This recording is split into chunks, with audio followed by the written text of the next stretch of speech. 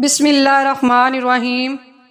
جیسا کہ آپ تمام لوگ جانتے ہیں کہ کچھ ہی دنوں کے بعد میں عید الاضحیٰ یعنی کہ بقرہ عید کا تہوار آنے والا ہے، جس تہوار میں ہم قربانی کرتے ہیں اور قربانی کر کے ابراہیم اور حضرت اسماعیل علیہ السلام کی یاد تازہ کرتے ہیں۔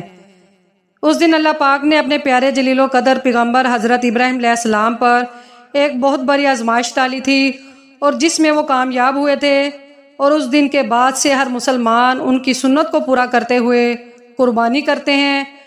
قربانی کرنا اللہ پاک کو بہت پسند ہے، اور قربانی کرنے کا ثواب یہ ہے کہ جانور کا خون زمین پر گرنے سے پہلے قربانی کرنے والے شخص کے تمام گناہ اللہ پاک معاف فرما دیتا ہے۔ رسول اللہ صلی اللہ علیہ وآلہ وسلم نے فرمایا، اللہ کی رضا اور سچی نیت سے قربانی کرنے والے کو قربانی کیے گئے جانور کے ہر بال کے بدلے اللہ ایک نیکی عطا فرمائے گا۔ بقرہ عید ذی الحج کے مبارک مہینے میں منائی جاتی ہے، اور یہ مہینہ اللہ کو عام مہینوں سے زیادہ محبوب ہے، اور بقرہ عید اس مہینے کی 10ویں تاریخ کو منائی جاتی ہے جس دن قربانی کی جاتی ہے، اور یہ دن اللہ کو عام دنوں کے مقابلے میں زیادہ افضل اور بہت پسند ہے۔ ناظرین، جیسا کہ اب تمام لوگ جانتے ہیں، قربانی حضرت ابراہیم علیہ السلام کی سنت ہے جس کو اللہ پاک نے ہر مسلمان پر واجب کیا ہے۔ اس لیے ہر سال بقرہ عید کے موقع پر ہر مسلمان قربانی کرتا ہے۔ آج کی اس ویڈیو میں ہم لوگ بات کرنے والے ہیں 5 ایسے لوگوں کے بارے میں جن کے بارے میں حضور صلی اللہ علیہ وآلہ وسلم نے ارشاد فرمایا کہ ان 5 لوگوں کے اوپر قربانی واجب نہیں، یعنی کہ 5 لوگ ایسے ہیں جن کو قربانی معاف ہے، اور اگر یہ 5 لوگ بقرہ عید کے موقع پر قربانی نہیں کرتے تو ان پر کوئی گناہ نہیں ہوگا۔ اور اس کے ساتھ ساتھ ہم آپ کو ایسے لوگوں کے بارے میں بھی بتانے والے ہیں جن پر قربانی واجب ہوتی ہے، جن کے لیے قربانی کرنا ضروری ہے۔ اگر یہ لوگ بقرہ عید کے موقع پر قربانی نہیں کرتے ہیں تو گناہ گار ہوں گے۔ اس لیے آج کی یہ ویڈیو سب مسلمانوں کے لیے بہت ہی زیادہ خاص ہے۔ ناظرین، بقرہ عید کا تہوار ذی الحج کی 10، 11 اور 12 تاریخ کو منائی جاتی ہے۔ اسلام میں عید الفطر کے بعد دوسرا سب سے بڑا تہوار ہے۔ اس کو سنت ابراہیمی یا عید قربان کے نام سے بھی جانا جاتا ہے۔ حضور پاک صلی اللہ علیہ وآلہ وسلم نے ارشاد فرمایا، بقرہ عید پر قربانی کرنا ہر مسلمان مرد اور عورت پر واجب ہے، یعنی ایسے لوگوں پر بقرہ عید کے دن قربانی کرنا ضروری ہوتا ہے۔ جن لوگوں پر قربانی واجب ہے اور وہ قربانی نہیں کرتے ہیں تو ایسے لوگ سخت گناہ گار ہوں گے۔ ایسے لوگوں کے بارے میں آپ صلی اللہ علیہ وآلہ وسلم نے ارشاد فرمایا، جو شخص قربانی کرنے کی حیثیت رکھتا ہے اور پھر بھی وہ قربانی نہیں کرتا تو اس کو چاہیے کہ وہ ہماری عیدگاہ کے قریب بھی نہ آئے۔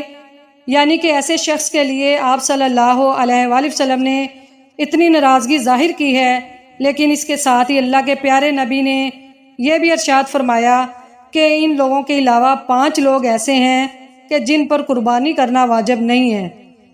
اب چاہیں یہ 5 لوگ کتنے بھی مالدار کیوں نہ ہوں، ان پر قربانی کرنا معاف ہے۔ یہ 5 لوگ بقرہ عید کے موقع پر قربانی نہیں کرتے تو ان پر کوئی گناہ نہیں ہوگا۔ نمبر 1، جو شخص سفر میں ہو۔ اللہ کے نبی صلی اللہ علیہ وآلہ وسلم نے ارشاد فرمایا، سب سے پہلا شخص وہ ہے جو سفر میں ہو، یعنی وہ شخص جو اپنے گھر سے یا اپنے وطن سے 92 کلومیٹر دور چلا گیا، ایسے شخص پر قربانی واجب نہیں ہے۔ پھر چاہے ایسے لوگ کتنے بھی مالدار کیوں نہ ہوں، لیکن اگر اسے وہاں پر 15 دن سے کم رکنا ہے، اس پر قربانی واجب نہیں ہوگی۔ لیکن اگر اس نے وہاں پر 15 دن سے زیادہ رکنا ہے تو اس پر قربانی واجب ہوگی۔ اس لیے اس کو چاہیے یا اپنے گھر والوں کو اطلاع دے کہ اس کے گھر کا کوئی بھی شخص اس کے نام سے قربانی کرے۔ نمبر 2، اللہ کے پیارے نبی حضور صلی اللہ علیہ وآلہ وسلم نے ارشاد فرمایا کہ قربانی ہر مسلمان مرد اور عورت پر واجب ہے جو ایمان کی حالت میں ہو۔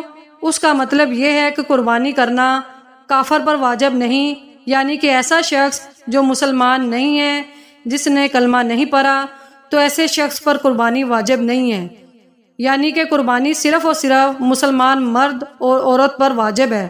نمبر 3، بچے اور مجنوں پر حضور پاک صلی اللہ علیہ وآلہ وسلم نے ارشاد فرمایا، بقرہ عید پر قربانی کرنا بچوں اور مجنوں پر واجب نہیں ہے۔ مجنوں سے مراد یہ ہے ایسا شخص جو اپنا ہوش و حواس کھو بیٹھا ہو، جس کو دنیا داری کی کوئی خبر ہی نہ ہو اس کو مجنوں کہتے ہیں۔ بقرہ عید پر بچوں کو اور پاگلوں کو قربانی کرنا معاف ہے۔ اگر یہ لوگ بقرہ عید پر قربانی نہیں کرتے تو ان پر کوئی گناہ نہیں ہوگا۔ نمبر 4، غلام پر۔ اللہ کے نبی حضور صلی اللہ علیہ وآلہ وسلم نے فرمایا کہ بقرہ عید پر قربانی کرنا غلام پر واجب نہیں، یعنی کہ ایسے لوگ جو کسی کے غلام ہیں یا کسی کی غلامی کر رہے ہیں تو ایسے لوگوں کو بھی قربانی کرنا معاف ہے۔ اگر یہ لوگ بھی قربانی نہیں کرتے تو ان پر کوئی گناہ نہیں ہوگا۔ اب اگر یہ لوگ عید پر جانور لا کر اس کی قربانی کر دیتے ہیں تو ایسے لوگوں کو اللہ تبارک تعالیٰ خوب اجر دے گا۔ نمبر 5، جو صاحب نصاب نہ ہو۔ حضرت محمد مصطفیٰ صلی اللہ علیہ وآلہ وسلم نے ارشاد فرمایا کہ ایسے لوگوں پر بھی بقرہ عید پر قربانی معاف ہے۔